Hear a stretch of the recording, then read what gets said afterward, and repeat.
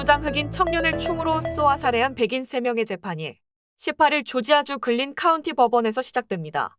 그레고리 맥마이클과 그의 아들 트래비스 맥마이클, 윌리엄 브라이언은 지난해 2월 23일 조지아주 브런즈윅에서 흑인 남성 아머드 아버리를 총으로 쏘아 숨지게 한 혐의를 받고 있습니다. 이 사건은 지난해 5월 체포 과정에 백인 경찰관의 무릎에 목이 눌려 숨진 흑인 조지 플로이드 사건과 맞물려 미국 사회에 큰 파문을 일으켰습니다. 지난해 애틀랜타 일대에서 대규모 시위와 폭력 사태가 발생하는 계기가 되기도 했습니다. 2020년 2월 23일 오후 해변 도시 브런스윅의 사틸라 쇼어스에서 조깅을 하던 알버리는 백인 남성인 그레고리 맥마이클과 그의 아들 트래비스 맥마이클이 쏜 총에 맞아 사망했습니다. 이들은 아버리가 아들 트래비스를 공격하려고 하는 바람에 정당방위로 총을 쐈다고 주장했습니다. 당시 사건 현장을 찍은 동영상을 보면 맥마이클 부자는 트럭에서 내려 아버리를 제지하려고 실랑이 하다가 즉각 총을 발사했습니다. 경찰에 따르면 이 마을에서 최근 신고된 침입 사건은 없었습니다. 아버리는 비무장 상태였고 사건 당시 알코올이나 마약을 복용하지도 않았습니다. 조지아주에서는 긴급하게 경찰에 넘길 필요가 있는 범죄 용의자에 대해 시민이 체포 권한을 갖습니다. 그러나 아버리는 불법 침입, 절도와 같은 범죄와 무관한 것으로 나중에 밝혀졌습니다. 맥마이클 부자는 사건 이후 2달이 넘도록 체포되거나 입건되지 않아서 지역 수사관들이 은폐하려고 했다는 의심까지 받았습니다. 맥마이클 부자는 정당방위를 주장했고 담당 검사들은 자신들과 맥마이클 부자와의 개인적 인연을 이유로 사건 담당을 포기했던 것입니다. 3개월 뒤에야 해당 사건을 촬영한 동영상이 유출돼 공분이 일자 조지아주 법집행기관이 결국 개입해 이들에게 살인 혐의를 적용했습니다. 이들 3명은 증오범죄 혐의로 기소됐지만 사건 초기 경찰은 용의자를 체포하려 했다는 이들의 말만 믿고 면죄부를 줘 대규모 항해 시위를 불렀습니다. 남북전쟁 기간인 1863년 제정된 시민체포법은 범죄를 저질렀다고 믿을 만한 타당한 이유가 있는 경우 경찰이 아닌 일반인에게도 용의자를 체포할 수 있는 권리를 부여했습니다. 하지만 이 법은 흑인 인종차별, 총기 보유와 맞물려 부작용을 낳았다는 지적이 끊이질 않았습니다. 특히 법관이 아닌 개인이 흑인에 대해 초법적 폭력과 살인을 가하는 이른바 린칭을 정당화하는 데 시민체포법이 악용돼 왔다는 비판이 거셌습니다. 이 사건으로 브라이언 캠프 조지아 주지사는 시민체포법을 철회하는 내용의 법안에 서명했고 폐지되었습니다.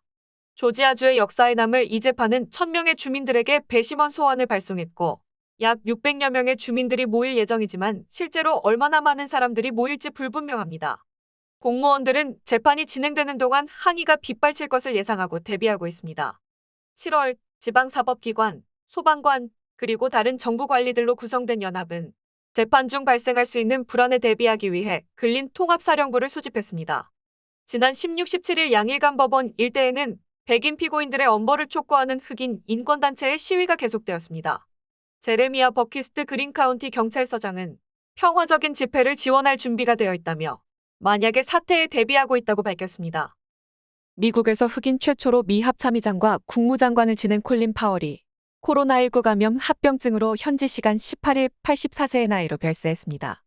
파월 전 장관의 가족은 이내 페이스북을 통해 콜린 파월 장군이 오늘 아침 코로나19 합병증으로 사망했다고 밝혔습니다.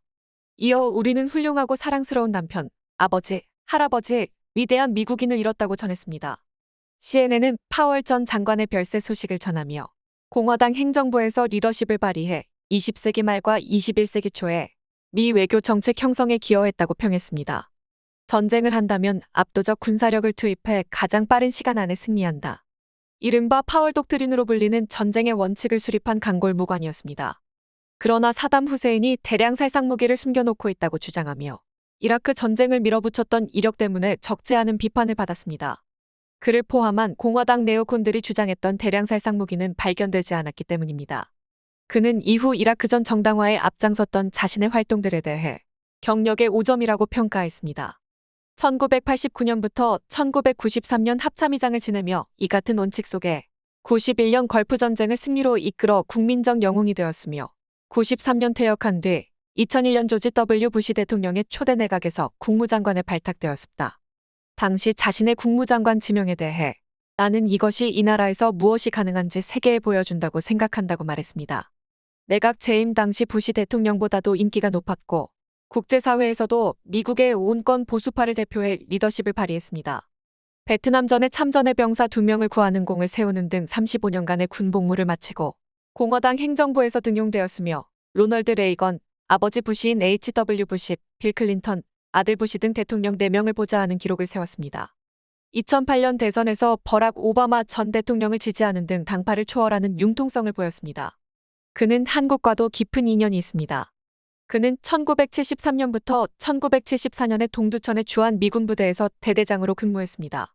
95년 발간한 자서전에서 한국에서 대대장으로 복무했을 때가 군 생활 중 가장 행복했던 시절이었다면서 한국 근무 시 일주일간 밤낮을 바꿔 훈련을 했는데 부대원 700여 명이 한밤중 30행군을 끝냈던 순간은 내 평생 가장 소중한 기억 중 하나라고 밝혔습니다.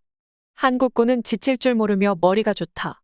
내가 지휘한 군인 가운데 가장 훌륭한 군인에 속한다고 극찬하기도 했습니다. 그가 부시 1기 내각에서 국무장관을 지낼 당시에 2002년 10월 북한이 핵무기 개발 계획을 추진 중이라는 사실이 밝혀지면서 제2차 북핵 위기가 시작되었습니다. 파월은 북한 핵포기에 대가는 없다는 원칙을 고수하면서도 끝없는 대화 노력으로 북한을 육자회담에 끌어내는 데 기여했으며 2004년 8월엔 북한은 이란보다 더 다루기 어려운 나라이며 협상게임에서는 가장 단단하고 또 단단한 호두들 중에 하나라고 인터뷰에서 밝히기도 했습니다. 퇴임 후 국제기구에서 러브콜이 쏟아졌지만 사양하고 강연과 저술 등을 통해 국제외교의 산 경험을 공유했습니다. 유족으로 1962년 결혼한 아내 알마 비비안과 3명의 자녀가 있습니다. 집 융자는 제가 제일 잘합니다. 표정원 융자. 한 곳에서 시작된 안정된 미래. 선우엔 선우보험. 주택, 렌트관리, 상가 건물 전문. 이선미 부동산. 허리가 아프면 허리하세요. 초이스원 헬스센터. 크레딧 카드 빚 최대 80%까지 탕감해 드립니다. O3 컨설팅. 감동을 주는 건강한 김치. 코리아 김치. 메디케어, 오바마케어 전문. 이정숙 보험. 40여 년간 교민 여러분과 함께 성장해온 애틀란타 종합보험. 코로나19 사태 장기화로 세계 주요 생산기지가 가동의 차질을 빚고 물류난이 지속하는 가운데 원자재 가격 급등, 중국의 전력난 등이 가세하면서 각종 소재 부품 수급에도 문제가 생기고 있습니다. 국제금융센터는 지난 1일 보고서에서 글로벌 공급망 차질이 전 세계에 파장을 일으키고 있다며 재고나 인력 부족, 운송 차질 등을 겪고 있다고 발표했습니다. 공급망은 재료와 부품이 모여 제품이 만들어지고 소비자 손에 들어가기까지의 과정을 말합니다. 예를 들어 스마트폰에는 반도체, 배터리 등 수많은 부품이 들어갑니다. 각 부품은 주로 중국 동아시아에 있는 공장에서 재료를 가공해서 만들어지고 이 부품들은 조립 공장으로 보내져 스마트폰으로 만들고 완성된 스마트폰은 다시 전 세계로 보내집니다. 이 과정 중에서 하나라도 문제가 생기면 소비자들에게 물건이 돌아가지 않는 것입니다. 현대자동차는 차량용 반도체 부족으로 지난 9월에만 아산 공장 생산 라인 가동을 2차례 중단했고 미국 엘라베마 공장도 5일간 멈춰 세웠습니다. 삼성전자는 주력 스마트폰 생산기지인 베트남의 코로나19 확산과 현지 정부의 강력한 봉쇄 정책 지속으로 스마트폰 생산에 어려움을 겪고 있습니다. 영국 파이낸셜 타임스는 동남아의 주요 기술 공급망이 기록적인 수준의 코로나19 감염으로 타격을 받았고 이는 전 세계의 반도체 공급 부족 현상을 악화시킬 수 있다며 베트남과 말레이시아의 상황을 집중 보도했습니다. 베트남과 말레이시아는 동남아 국가 중에서도 인프라가 비교적 잘 갖춰져 반도체 관련 업체의 주요 생산기지로 주목받고 있습니다. 글로벌 반도체 업체들은 최근 동남아 국가의 저렴한 인건비의 주요 생산기지를 중국에서 동남아로 옮겼습니다. 하지만 최근 베트남에서는 지난 7월 기준 1일 코로나19 신규 확진자 수가 6,000명으로 사상 최고치를 기록하고 말레이시아에서도 연일 1만 명 이상의 신규 확진자가 나오는 등 코로나19 감염 상황이 악화로 공장 폐쇄 등의 조치가 이뤄지고 있습니다. 또한 천정부지로 솟은 컨테이너선 운임비에 빈 컨테이너 품귀 현상까지 빚어지며 중소수출기업이 이중고를 겪고 있습니다. 한 물류중개업체 관계자는 컨테이너 수급 차질이 물류비 상승으로 이어지며 수출을 포기하는 업체까지 생기고 있다고 말했습니다. 컨테이너 운임비는 세계 경기 회복에 따른 물동량 증가 여파로 미국, 중국 등에서 하역 작업이 지연돼 배 운항 주기가 늘고 있어 급격히 상승하고 있습니다.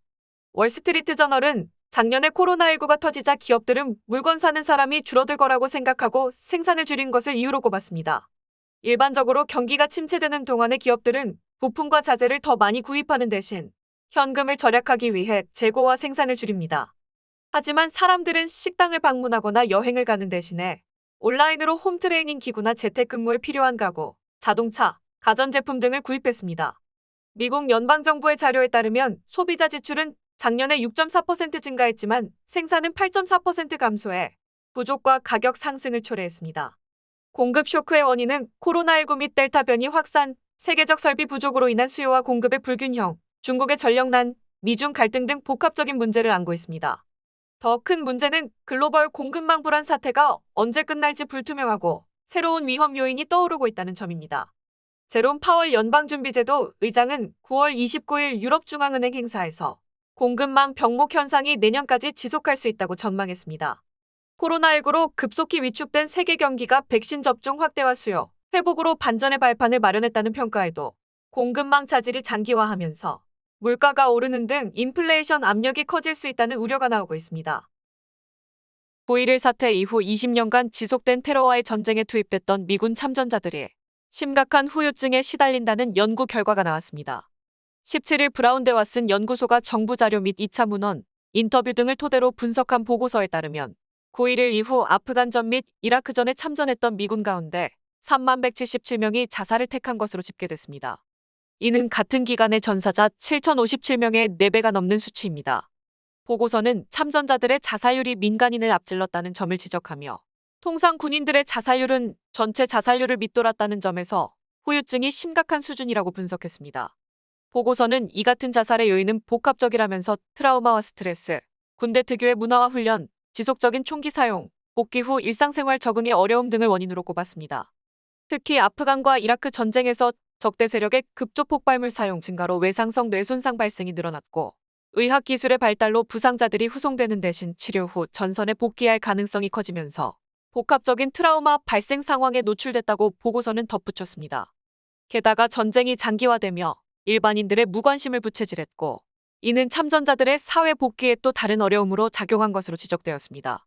또한 아프가니스탄, 파키스탄, 이라크, 시리아 동맹국 출신 중에서도 약 17만 7천 명의 군경과 경찰이 사망하고 민간인 38만 7천 명이 사망하는 등 직접적인 전쟁 폭력으로 인해 적어도 80만 1천 명이 사망한 것으로 조사되었습니다.